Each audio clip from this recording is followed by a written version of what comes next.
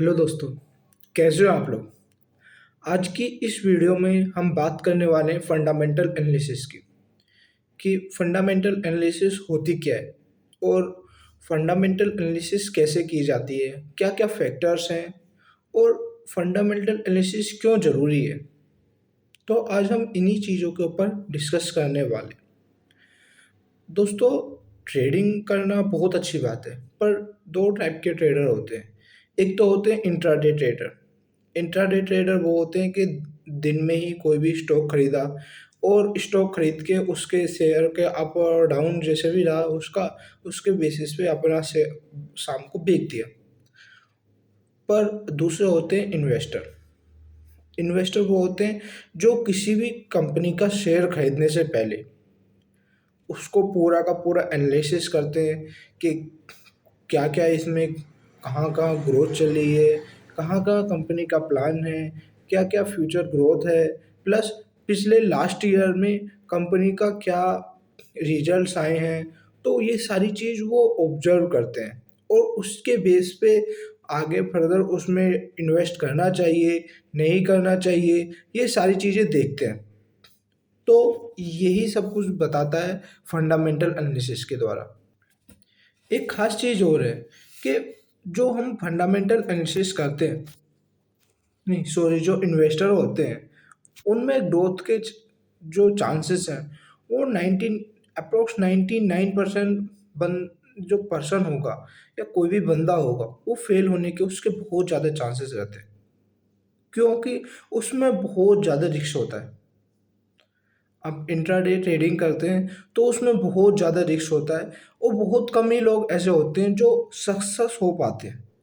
नहीं तो मोस्टली लोग क्या होंगे कि वैसे ही फेल हो जाते हैं कि स्टॉक प्राइस गिर रहा है, कभी बढ़ रहा है, वो ज़्यादा पैसे लगा दिए, या फिर 10 दिन जीत गए कंटिन्यू पर 11वें दिन हार गए, या फिर 20 दिन जीत गए कंटिन्यू पर 12वें दिन नहीं चली बात, और 12वें दिन गिरे तो इस तरह से गिरे कि जितना पिछला 20 दिन का कमाया है या पिछला 30 दिन का कमाया है, 31वें दिन इस तरह से गिरे कि पिछला जो इतना 30 दिन में कमाया है वो एक ही दिन में लुट गया। तो ये सारी चीज़ें होती हैं इंट्राडे ट्रेडर्स के साथ में। तो हमें फोकस ये करना है कि किसी भी कंपनी का हमें फंडामेंटल एनालिसिस करके पहले तब उसके आगे को प्रोसीड करना है। तो अब बात आती है कि फंडामेंटल एनालिसिस करते कैसे। कोई भी अगर फंडामेंटल एनालिसिस हमें करनी है तो हम लोग करेंगे कैसे, तो इसी के ऊपर अब डिस्कस करते हैं। तो फंडामेंटल एनालिसिस करने के दो तरीके हैं, एक है क्वालिटेटिव, एक है क्वांटिटेटिव। क्वालिटेटिव में ये होता है कि हम किसी भी स्टॉक को या फिर कंपनी को पहले उसे ये देखते हैं कि उसका मैनेजमेंट कैसा है, फिर कंपनी का ब्रांडिंग कैसी है, फिर ये देखेंगे कि कंपनी के ब्रांडिंग के बाद में उसका ग्रोथ प्लान क्या है और प्रोडक्ट रिसर्च कैसी है, बिजनेस मॉडल कैसा है, प्रोडक्ट एंड सर्विस कैसी हैं, गुड हैं या बैड हैं, अदर कंपनी से कंपटीशन किस तरह का है, और यही सारी चीज़ें हम रिसर्च करते हैं। अब ऐसी चीज़ें हम रिसर्च करें तो इसमें कोई नंबर तो है नहीं कि आउट ऑफ 10 तुम्हें 9 मिलेंगे या फिर 9.5 मिल गए। ये इस पर्सन की पर्सन पे थिंकिंग पे डिपेंड करेगा कि किस तरह के पर्सन है, वो किस तरह का उस कंपनी को बारे में अपना प्रोस्पेक्टिव बनाता है। अब जिस तरह का वो प्रोस्पेक्टिव बना लेगा उसके बेस पे वो डिसाइड कर देगा। अब आता है क्वालिटेटिव एनालिसिस के बारे में। इसमें हम नंबर्स कैलकुलेट कर लेते हैं।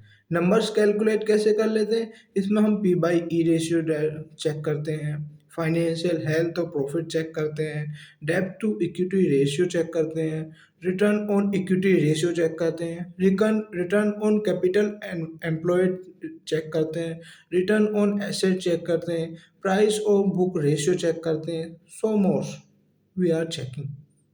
तो ये सारे फिगर्स हम चेक करके किसी कंपनी का फंडामेंटल एनालिसिस करते हैं और जब भी हम किसी शेयर को खरीदते हैं या बेचते हैं।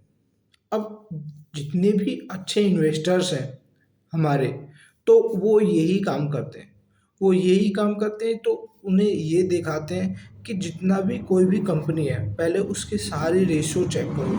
रेशो रेशो चेक करने के बाद में फिर हम ये देखते हैं कि वो कितना वो स्ट्रांगली ठीक जा रहा है, नहीं जा रहा। तो ये सारी चीज़ें हम देखते हैं उसमें। तो आज यही था कि फंडामेंटल एनालिसिस के बारे में बेसिक्स मेरी नॉलेज जो मैंने आपको आज दिया था। आगे की वीडियोस में मैं आपको शायद ये भी बताऊंगा कि फंडामेंटल एनालिसिस कैसे होती है। तो thanks for watching this video.